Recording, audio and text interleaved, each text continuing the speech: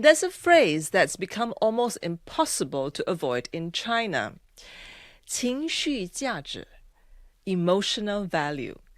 People use it to explain why they buy certain things, seek out certain experiences, or even form attachments to AI companions and toys. Now, while reporting in China, our correspondent Krystal Chia kept hearing the term everywhere. And at a Pop Mart Crybaby exhibition in Shanghai, one comment really stood out. Because it can help to relieve stress.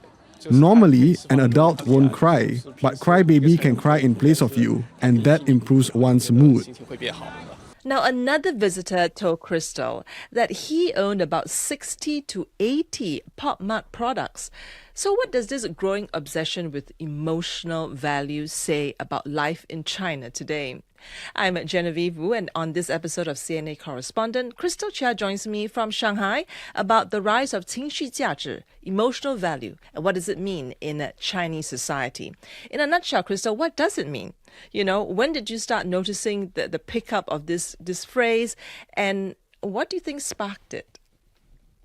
Yeah, so the term emotional value, I would describe it as a combination of emotional value, emotional spending, consumption, resonance. And so before moving to Shanghai, I already heard the term in a sense that a lot of people were using 情绪价值, this term, to describe why they were spending money on a blind box when they don't even know what's inside. And is it generation specific, Krystal? I mean, do you see it as more young people saying it? Does it manifest differently or is it by gender, you know? I think generally we see most of this emotional spending being fueled by the young adult demographic for a couple of reasons. Number one, you have to have money. So they will be working. And then number two, a lot of these products, they rely on social media marketing. So that's how a lot of the emotional value products, goods and services, including companion climbers, which I know we will be talking about, that's how they became famous. So another reason why it's more generation specific, it has to do with more like broader societal themes. So for example, I spoke to an analyst at Deloitte, and he was saying that for the older generation in China, when times were poor, there's no such thing as emotional value, right? People were just trying to get food on the table. So if you think about Maslow's hierarchy of needs, that pyramid, at the very bottom is physiological needs. And so as Chinese society became more affluent over the past few decades, then we go on to the next level, which is psychological needs. And so that's why people are engaging in emotional spending. But on the other hand, even though society has gotten more affluent, China has accumulated much wealth, but we know that times are uncertain. The youth unemployment rate is at about 15% for the last few months. And so experts that I spoke to across the fields of sociology, psychology, economic strategists, and a consumer strategist, right? They all point to this sense of anxiety about the future that's propelling these young adults to engage in emotional spending. So I met one of these experts, Singh from ANZ. We spoke over 2 cups of milk tea. That choice was deliberate. And let's listen to what he has to say. For example, milk tea. It's sweet, and sweet things give people a short-term psychological sense of satisfaction. As we know, when you feel anxious or down, sugary food helps calm your mood. That's a form of value. When people can't see long-term hope, they seek short-term psychological comfort and fulfillment instead. So for 2026, whether it's milk tea, toys, or games, we expect strong growth in these sectors. So, Krystal, do you think it's accurate to say that people are then now, buying comfort? So like your strategist just said, it's milk tea, it's sugar, it's a sugar fix, it's a sugar high, right? They're buying companionship, perhaps even an escape, right, from the pressures of life, like you said, how the young people are facing unemployment, a lack of direction, a lack of hope.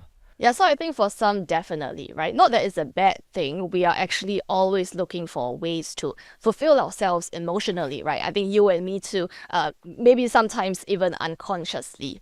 So I had a discussion with a psychologist, and just to provide some background about myself. So on top of journalism, I actually have a master's in counseling, and I did practice clinically as well, which is kind of a lens that I'm looking at through for all of this. And we were saying that for blind boxers, let's go back to the first soundbite that our listeners heard. The guy was saying that he's not just buying for the dopamine kick, right? He says that because adults don't normally cry, or at least he wouldn't, so the crybaby is crying for him. So in my discussion with this licensed clinical psychologist based in Shanghai, so we realized that it's not just about the dopamine rush that opening a Labubu or Crybaby would get you, right? But also they are looking at these toys, these IPs as a extension of themselves. There's some inner projection that's going on. But at the end of the day, we cannot always be relying on external goods to fulfill ourselves internally. The psychologist was saying that we have to be absorbing the positive experiences from our external experiences to build eventually a more solid and a more resilient version of ourselves. I mean, the term is new, like you said, it's kind of picked up, and kind of gone on fire the last, quite recently. But to the point about your psychologist is about external validation, and that's not a new phenomenon, right? So is this genuinely a new social kind of phenomenon, or is it simply old wine in new bottles? Yeah, so that's a good question, right? And that's a question I got from I suppose my editors as well when I pitched this story. And if we think about the term emotional value, actually it's new in society, it's new to many people, it's new in the mainstream, but it has been used in marketing research since forever. Because if you think about any good, there is both a functional value and an emotional value. So you think about a branded bag, right? That's like the traditional epitome of something that has more emotional value than a functional value, right? Because the higher the price point of a good goes, you're buying it for the prestige and not so much the function, which is any bag can actually also store your stuff. But what's new about this is probably the pervasiveness of it all. Just this week, I was reading an article from China Daily. So it's a state-controlled media in China.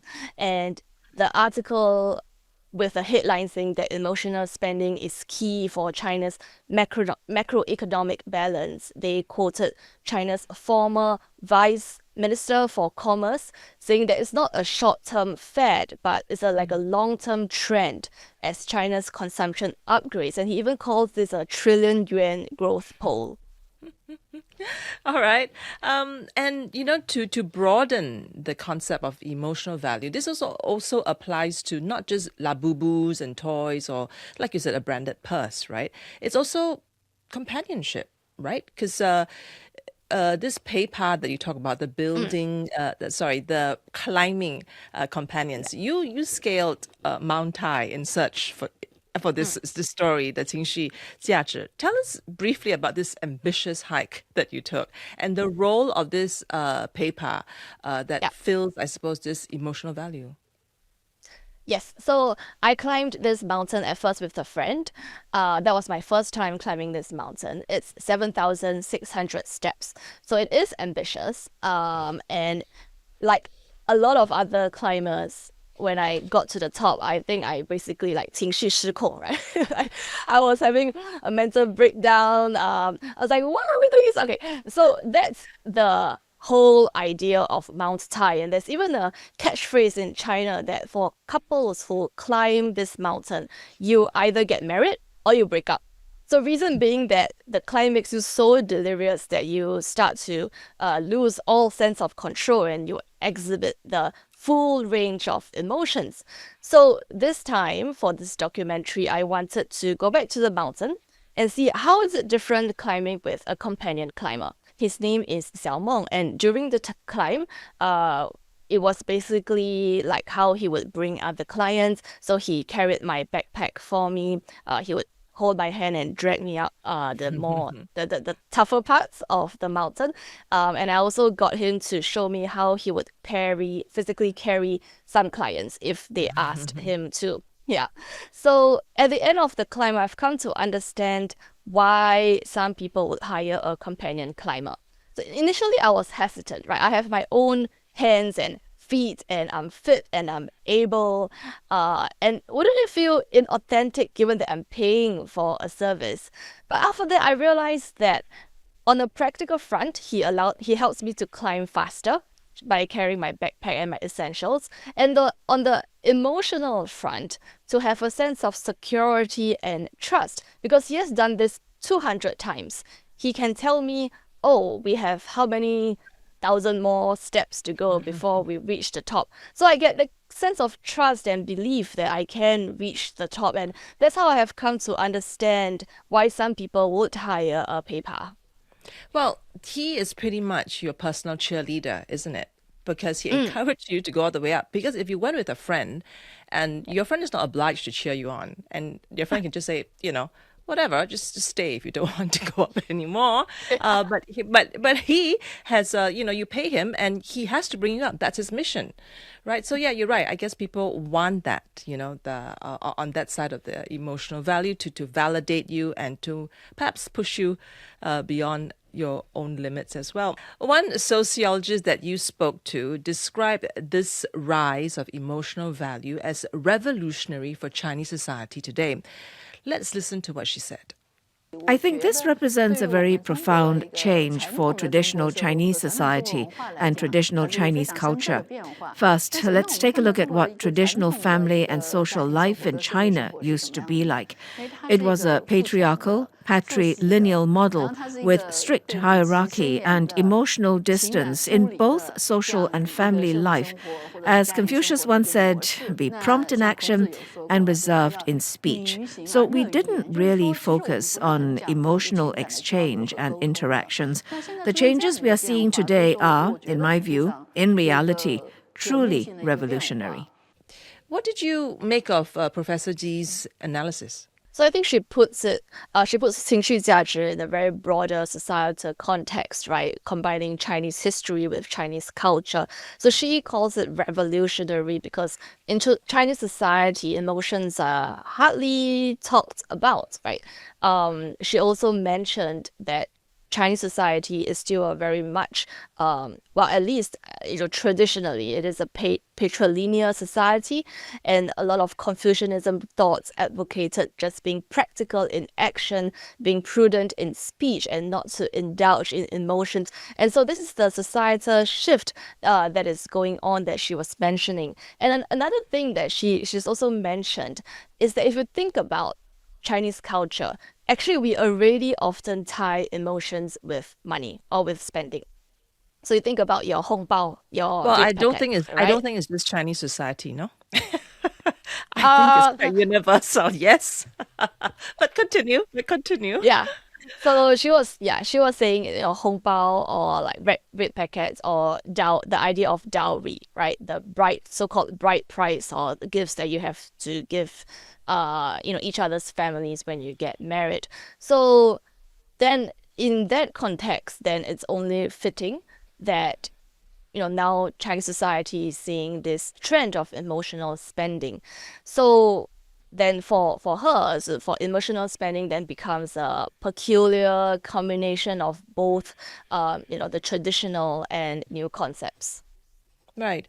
So with this rise of emotional value, or people, like you said, justifying all this emotional spending, right? Be it on toys, even relationships, companionships. What does it say about what's missing in modern life that you have to buy your comfort?